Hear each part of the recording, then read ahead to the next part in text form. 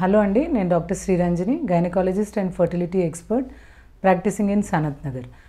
ఇప్పుడు ఐవీఎఫ్ అన్నప్పుడు ఇప్పుడు ఒక పేషెంట్ని మనం ఐవీఎఫ్కి అనుకున్నాక ఇప్పుడు వాళ్ళకు డే 2 మనం హార్మోనల్ ప్రొఫైల్ చేయిస్తాం. ఒక అమ్మాయికి హార్మోనల్ ప్రొఫైల్ అంతా చేసి దాన్ని బట్టి అమ్మాయికి ఉన్న అంటే లైక్ హార్మోన్స్ బట్టి ఇంజెక్షన్స్ అనేది ఒక్కొక్కరికి ఒక్కొక్క అట్లా టైలర్డ్ డోస్ లాగా ఇస్తాం అన్నమాట. డే 2 ఈవెన్ ఈ హార్మోనల్ ప్రొఫైల్తో పాటు మనం డే 2 స్కాన్ అంటే అమ్మాయికి ఎగ్స్ క్వాలిటీ ఎట్లుంది, లోపల ఏమైనా సిస్ట్ అంటే ఏదైనా కంతెల్లాగా లేకపోతే ఏదైనా ఇన్ఫెక్షన్ తోటి కొన్నిసార్లు హిమరేజిక్ సిస్ట్ లాగా వస్తాయి, అట్లాంటివి ఏమన్నా ఉన్నా అవన్నీ డే 2 చెక్ చేసుకొని వారికి ఇంజెక్షన్స్ ప్రొఫైల్ అనేది డిసైడ్ చేస్తాం. రెగ్యులర్గా చూసుకున్నట్టయితే ఇప్పుడు ఇంజెక్షన్స్ గురించి 10 to 14 days అంటే మనిషి వెయిట్ బట్టి వారికి ఉన్న హార్మోన్స్ బట్టి వాళ్ళకు డే 2 స్కాన్ అయిన తర్వాత డే 2 నుండి లేదా డే 3 నుండి రెగ్యులర్గా ఇంజెక్షన్స్ అనేది ఇవ్వడం జరుగుతుంది. ఇంజెక్షన్స్ కూడా ఇప్పుడు మనం ఎక్కువ శాతం చూసుకున్నట్టయితే మనం కొంతమందికి ముందు సైకిల్ నుండే ప్రిపరేషన్ స్టార్ట్ చేస్తాం. అంటే యాంటగోనిస్ట్ ఇంజెక్షన్ ముందు సైకిల్లోనే ఇస్తే మళ్ళీ ఇప్పుడు పీరియడ్ వచ్చిన తర్వాత డే 3 నుండి వాళ్ళకు రెగ్యులర్గా మనం రీకాంబినెంట్ ఎఫ్ఎస్హెచ్ ఇది రెగ్యులర్గా వాడే హార్మోన్స్.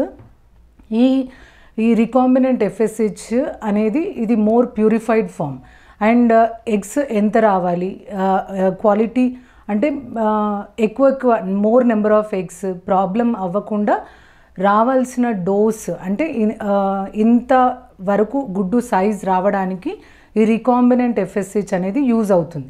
ఇప్పుడు ఒక లేడీకి చూసుకున్నట్టయితే మనకు ఒక సైకిల్లో ఒకటే ఎగ్ వస్తుంది. ఈ ఐవీఎఫ్లో మనకు కావాల్సింది ఏంటంటే మ్యాక్సిమం నెంబర్ ఆఫ్ ఎగ్స్ ఒక పేషెంట్కి మనం రిట్రీవ్ చేయగలగాలి, మళ్ళీ పేషెంట్కి ఇబ్బంది లేకుండా. సో అందుకనే దానికోసం మనం ఈ రీకాంబినెంట్ ఎఫ్ఎస్హెచ్ హార్మోన్ అనేది ఎవ్రీడే అంటే ఐదర్ 8 days కొంతమందికి సరిపోవచ్చు, కొంతమందికి 10 days పడవచ్చు, కొంతమందికి 14 days దాకా పోవచ్చు.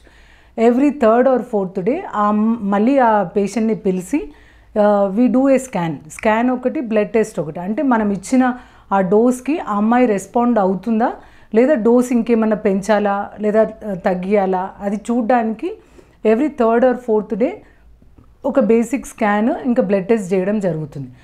ఆ ఎగ్స్ సరిగ్గా వస్తుంది, ఆ డోస్ సరిపోతుంది అంటే సేమ్ డోస్ ఇచ్చుకుంటూ ఎగ్స్ మనకు కావాల్సే సైజ్ వరకు every 3rd or 4th day scan చేసుకుంటూ చూస్తూ మనకు రావాల్సిన సైజ్ వచ్చిన తర్వాత మళ్ళీ ట్రిగ్గర్ అనేది అంటే ట్రిగ్గర్ ఒక ఇంజెక్షన్ ఇచ్చి ఆ ఇంజెక్షన్ హెచ్సిజీ అయి ఉండొచ్చు లేదా యాంటగోనిస్ట్ ఇంజెక్షన్ ఏమన్నా అయి ఉండొచ్చు. ఇంజెక్షన్ ఇచ్చిన తర్వాత 36 hours అంటే 36 నుండి 38 గంటల తర్వాత ఎగ్ రిట్రీవల్ అనేది చేస్తాం. సో ఐవీఎఫ్లో మెయిన్ ఓవరీ స్టిమ్యులేషన్ ఒకటి, సెకండ్ ఎగ్ పికప్ ఒకటి, థర్డ్ ట్రాన్స్ఫర్ ఒకటి. సో ఇంజెక్షన్స్ ఈ పికప్ అనేది యూజువలీ కామన్ అంటే ఎట్ స్ట్రెచ్ అయిపోతుంది. ట్రాన్స్ఫర్ అనేది కొంతమందికి మనం అదే సైకిల్లో చేస్తాము, కొంతమందికి నెక్స్ట్ సైకిల్లో చేస్తాము.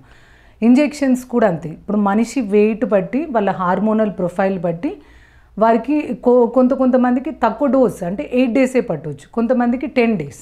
సో మనిషి మళ్ళీ వాళ్ళ రెస్పాన్స్ మనం స్కాన్ చేసేదాన్ని బట్టి డోస్ ఇప్పుడు ఇంత స్టార్ట్ చేసినాము అంటే we may increase the dose or decrease the dose, కానీ పేషెంట్ రెస్పాన్స్ బట్టి ఉంటుంది.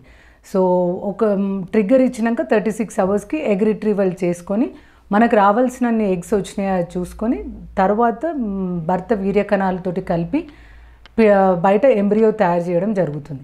సో ఇంజెక్షన్స్ అనగానే భయపడకండి, అది చాలా చిన్న డోసు అండ్ మోరెవర్ అది పెన్ లాగా ఉంటుంది. అంటే ఇన్సులిన్ సిరింజెస్ ఎట్లుంటుంది అంత చిన్న ఇంజెక్షన్ ఉంటుంది.